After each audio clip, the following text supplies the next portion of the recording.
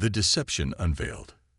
The stars glittered like scattered diamonds against the void as Captain Maya Jensen gazed through the viewport of her science vessel, the Curiosity. Humanity had reached far beyond its home system in the century since first contact, establishing colonies across 17 worlds and becoming a junior member of the Galactic Conclave, an alliance of 23 spacefaring civilizations that govern most of the explored Milky Way. Maya's ship orbited Ta City E, a mineral-rich planet that served as one of Earth's primary resource processing centers. The Conclave had granted humanity mining rights here as part of their membership agreement, but something didn't add up.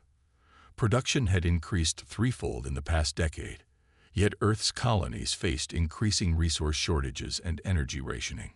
"Captain, you need to see this," called Lieutenant Raj Patel, interrupting her thoughts.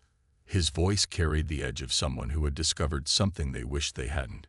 Maya joined him at the data terminal where complex shipping manifests scrolled across the screen. "What am I looking at, Lieutenant?" "Discrepancies, Captain. Massive ones." Raj pointed to a series of figures. "These are the official resource quotas reported to the Terran Alliance. But these," he pulled up another screen, "are the actual extraction numbers from the automated mining platforms. There's a 47% difference." Maya felt her stomach tighten. "That can't be right. Run it again." "Already did. 3 times. Raj's dark eyes met hers. "Someone's skimming almost half our resources before they ever reach Earth or our colonies." Over the next week, Maya and her crew dug deeper, hacking into encrypted Conclave transmission channels and cross-referencing shipping data across multiple systems. The picture that emerged sent cold fury through Maya's veins. It wasn't just Ta City. Every human mining operation across the galaxy showed the same pattern. Massive resource theft sanctioned at the highest levels of the Conclave. "It's not just theft," Dr. Elena Cheng said during their secret meeting in the ship's secure conference room. The xenanthropologist had been studying Conclave species and politics for decades. "Look at this demographic data. Human population growth has stagnated since we joined the Conclave. Birth rates are down 40% across all colonies. Environmental factors," Maya suggested. Elena shook her head. "I thought so too, but these medical records tell a different story." She projected a hologram showing complex chemical formulas. "These compounds are present in all Conclave-supplied medical supplements distributed to human colonies. They're subtle fertility suppressants disguised as nutritional enhancements." The room fell silent as the implications sank in. The Conclave wasn't just stealing their resources. They were actively controlling and limiting humanity's expansion. "Why?" asked Chief Engineer Marcus Wong. "We've been model citizens, followed every regulation, paid every tax." "Because we're too adaptable," Elena replied. "I found classified Conclave reports assessing various species. Humans are flagged as potentially destabilizing due to our rapid technological advancement and adaptability. We went from first-powered flight to interstellar travel in less than 2 centuries. That terrifies them." Maya stood, her decision made. "We need proof solid enough to convince Earth's government. Then we need to find out who else is being exploited. I doubt we're the only ones." Over the next 3 months, the Curiosity ostensibly conducted routine survey missions while secretly gathering evidence. They discovered 7 other junior species facing similar exploitation, though none as severe as humanity's. Using encrypted channels and trusted contacts, Maya established communication with resistance elements among these species.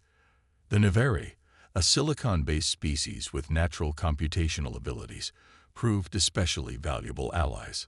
Through their networks, Maya's crew gained access to the Conclave's most secure databases, uncovering plans far more sinister than resource theft. "They're planning to dissolve human autonomy entirely," Maya told her assembled officers, projecting the translated Conclave directive. "Within 50 years, they intend to reduce us to a managed species status, essentially glorified slaves used for labor in hazardous environments where their own populations are too valuable to risk." The senior officers stared in shock at the documents detailing the systematic dismantling of human independence. Generations of children would be conditioned to accept subservience. Controlled breeding programs would select for docility and physical endurance. Cultural identity would be gradually erased through integration programs. "This ends now," Maya said, her voice steel. "We've found our allies. We have the evidence. It's time to break the chains they've been forging for us." Their chants came during the annual Resource Allocation Conference on the Conclave Central Station orbiting Procyon. Maya's ship was one of 3 human vessels permitted to attend. The Curiosity had been extensively modified in secret, with weapons systems disguised as scientific equipment and encrypted communication arrays that could broadcast across the entire sector instantaneously. As the Conclave High Chancellor presented the annual allocation report, a masterpiece of deception that painted the Conclave as generous benefactors, Maya gave the signal. Lieutenant Potil activated the broadcast override, and every screen throughout the station switched to display the evidence they had gathered. "People of the Galactic Conclave," Maya's recorded message began, "what you are seeing is evidence of systematic exploitation and planned subjugation of multiple species, including humanity. The Conclave leadership has stolen our resources, limited our growth, and planned our eventual enslavement." Chaos erupted in the chamber as translated data scrolled across every display. The High Chancellor's mandibles clicked in fury as he ordered security forces to shut down the transmission, but it was too late. The broadcast had already gone out to every human colony and outpost, as well as to the homeworlds of the other exploited species. "Arrest them," the Chancellor screeched as his guards moved toward the human delegation. Maya stepped forward, unflinching. "Try it, and face the consequences. We've been preparing for this moment." On cue, hidden resistance cells activated across the station. The Navari information specialists locked down all security systems.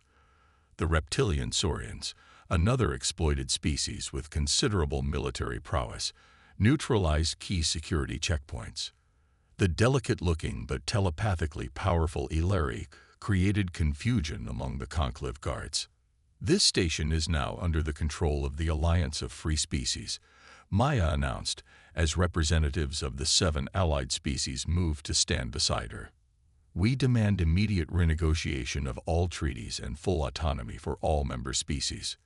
The High Chancellor hissed in rage. "You primitive fools! You have no idea what you've done. The Conclave maintains order across 1,000 worlds. This rebellion will trigger chaos." "Better chaos than planned slavery," Maya replied. "We offered cooperation and received exploitation.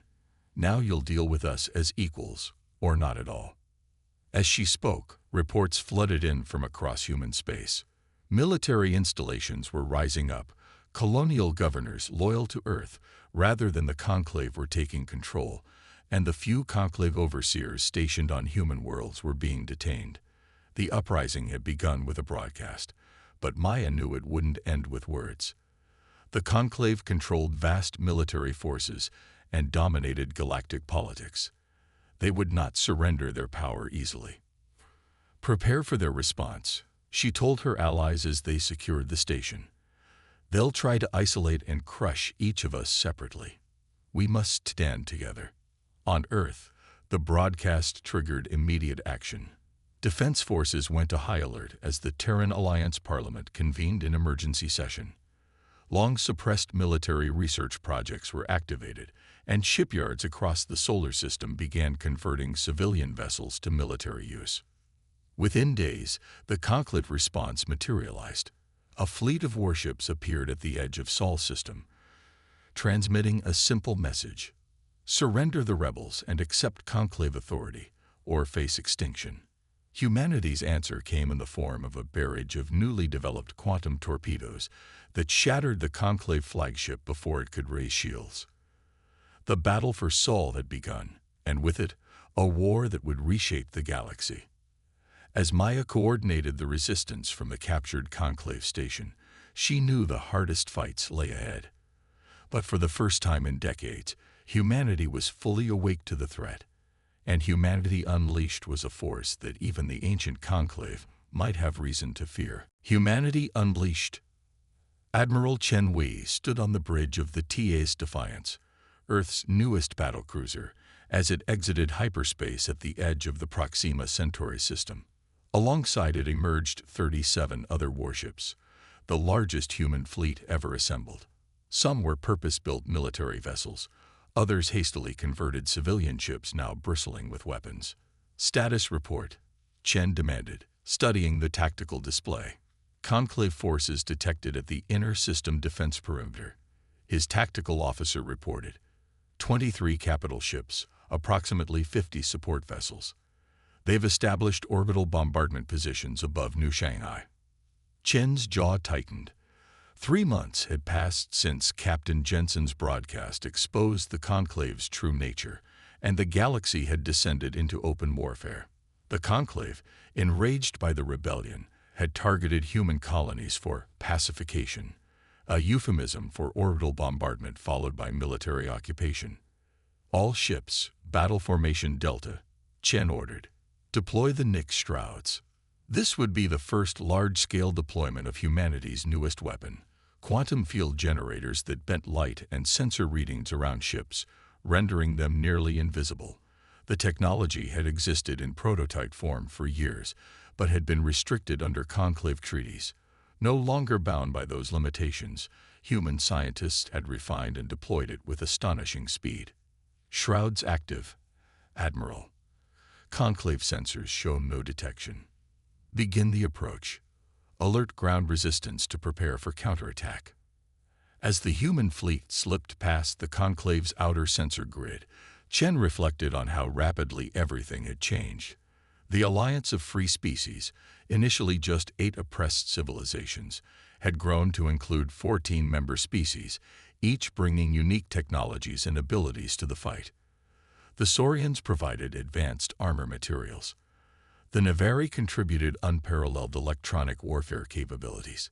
The crystalline Lumari, who communicated through light patterns, had helped perfect the Nyx Shroud technology. And humans, adaptable, innovative, and now burning with righteous fury, had accelerated military research that had been deliberately stalled by conclave advisors for decades. "We're in position," Admiral reported his second-in-command, Captain Mira Rodriguez. "Ground forces confirm readiness." Chen nodded. "Execute Operation Thunderstrike." The human fleet dropped their shrouds simultaneously and opened fire from point-blank range. The conclave ships, caught completely by surprise, had no time to raise their defensive shields. Quantum torpedoes and focused particle beams tore through their hulls. On the planet below, resistance fighters launched coordinated attacks on conclave ground forces. The battle was brief and devastating. Within 2 hours, the conclave fleet had been reduced to drifting debris, and their ground forces had surrendered to the colony's defenders. "Secure the system and assist the colonists," Chen ordered. "I want defensive platforms established before any conclave reinforcements arrive." Similar victories were occurring across human space as the carefully coordinated counteroffensive unfolded. The conclave, accustomed to overwhelming technological superiority, found themselves facing enemies who had spent months preparing specifically to counter their tactics and technology. On the diplomatic front, Maya Jensen had transformed from ship captain to the key negotiator for the Alliance of Free Species. From their headquarters on the captured Conclave Station, now renamed Libertas, she worked to fracture the Conclave's political coalition. The Thrad hegemony has agreed to withdraw from the Conclave and recognize the Alliance, she informed the Alliance Council during their daily strategic meeting. That's the third major power to defect this month. Dr. Elena Cheng, now serving as Intelligence Director, added, "Our information suggests the Conclave is facing internal rebellion as well. Many of their member species are questioning the leadership after learning about the exploitation of junior members." The representative of the Saurians, Commander Zextrol, raised a clawed hand. "We must press our military advantage while they are divided. The Conclave still controls the primary hyperspace nexus hubs. If we seize those, we control galactic transportation. Agreed, said Maya. But we need to be selective about our targets. We're fighting for freedom, not conquest. The war escalated as the Conclave, desperate to maintain control, deployed planet-killer weapons against two rebellious worlds. The attacks backfired spectacularly, turning even neutral species against them and driving more defections to the Alliance. Human ingenuity played a crucial role in turning the tide.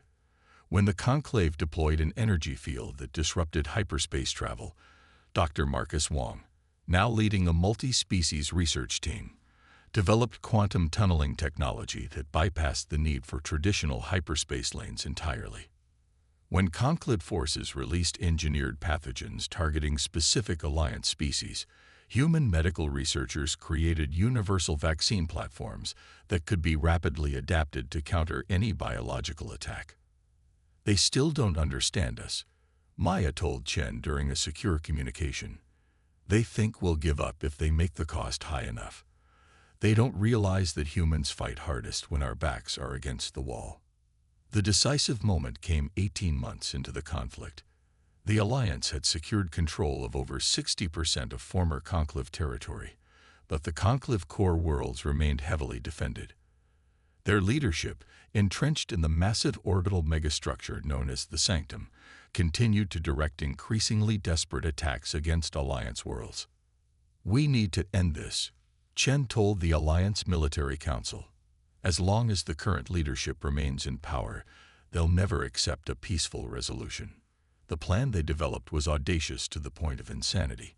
While the Alliance fleet engaged the Conclave defenders in a frontal assault, a small team would infiltrate the Sanctum using a modified version of the Nyx Shroud technology applied to a single ship. Maya insisted on leading the infiltration team herself. I started this. I should see it through. The assault began with what appeared to be a full-scale Alliance attack on the Conclave defense perimeter.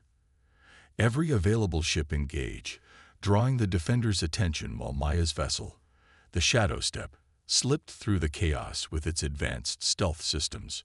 Using access codes provided by defectors, they docked at a maintenance bay and made their way through the massive structure toward the central control hub. Their team included specialists from each Alliance species, each bringing unique abilities needed for the mission. When they finally breached the council chamber, they found the 7 High Chancellors surrounded by guards and technicians. "How dare you?" rasped the first Chancellor, his chitinous exoskeleton clicking with rage. "This sacred chamber has never been defiled by lesser beings." Maya stepped forward, weapon lowered but ready. "This ends now. Surrender and order your forces to stand down." "Never," hissed the Chancellor. "We have guided the galaxy for millennia. You primitives cannot comprehend the order we maintain." "Order built on slavery and exploitation," Maya countered. "You had a chance to accept us as equals. Instead, you chose to treat us as resources to be harvested." The Chancellor's alien eyes narrowed. "You think you've won. Even now, our final contingency activates. If we cannot rule the galaxy, we will watch it burn." Alarms blared throughout the station as energy readings spiked. The Neveri specialist interfaced with the station's systems, his crystalline appendages glowing as he processed information at incredible speed. "They've initiated a quantum cascade," he reported. "They're collapsing the artificial wormholes that power the station. The resulting explosion will destroy everything within 3 light years." The human demolitions expert, Sergeant Kelly Martinez, was already moving. "I need access to the power regulation systems. We can redirect the energy surge if we work fast enough." What followed was a desperate race against time as the infiltration team fought their way to the station's core. The Conclave guards, realizing their leaders had chosen mutual destruction, either resisted fanatically or surrendered immediately. There was no middle ground. In the central power chamber, surrounded by the swirling energies of artificial wormholes, Maya and her team worked frantically to redirect the building cascade. Kelly's expertise with explosives proved unexpectedly valuable in understanding how to channel the energy surge, while the Lumari member used his species' natural affinity for energy manipulation to stabilize the reaction. "It's working," Kelly called out as the energy readings began to level off. "But the damage is severe. This station will never be fully operational again." Maya nodded. "Make sure it's stable. Then let's finish this." They returned to the council chamber to find most of the chancellors dead by their own hand, unwilling to face defeat. Only the war didn't end that day, but the capture of the sanctum and the death of most of the conclave leadership marked the beginning of the end. Within months, the remaining conclave forces surrendered or defected. The Alliance of Free Species established its headquarters in the rebuilt sanctum, now renamed Concordia. Representatives from all member species, now numbering 32, gathered to draft a new galactic charter based on principles of equality, autonomy, and mutual defense. Maya Jensen offered leadership positions in both the new alliance and in Earth's government, declined them all. Instead, she returned to her true calling: exploration. The Curiosity, refitted and upgraded, ventured into regions of space previously forbidden by conclave decree. "We fought for the freedom to determine our own destiny," she told her crew as they prepared for their first mission. "Now we use that freedom to do what humans do best: explore, learn, and grow." As the Curiosity disappeared into the depths of unexplored space, humanity continued to thrive within the Alliance. The resource shortages that had plagued their colonies disappeared as fair trade agreements replaced exploitation. Population growth resumed its natural course as the conclave's subtle controls were removed. Most importantly, human innovation, no longer restricted by conclave regulations, flourished. Technologies that had been suppressed for decades advanced rapidly, and when shared with alliance partners, raised the standard of living across inhabited space.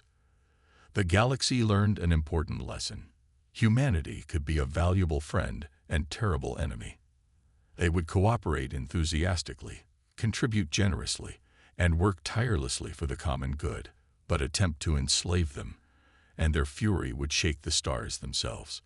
In the Grand Archives of Concordia, a simple plaque commemorated the conflict that had reshaped galactic civilization. "Freedom is never given, it is won. Remember those who fought so all might determine their own destiny." And beneath those words in smaller text, "Never again will any species face exploitation or extinction while the Alliance stands." It was a promise the galaxy would not forget, especially when enforced by the species that had broken chains meant to bind them forever, and in doing so, liberated a galaxy.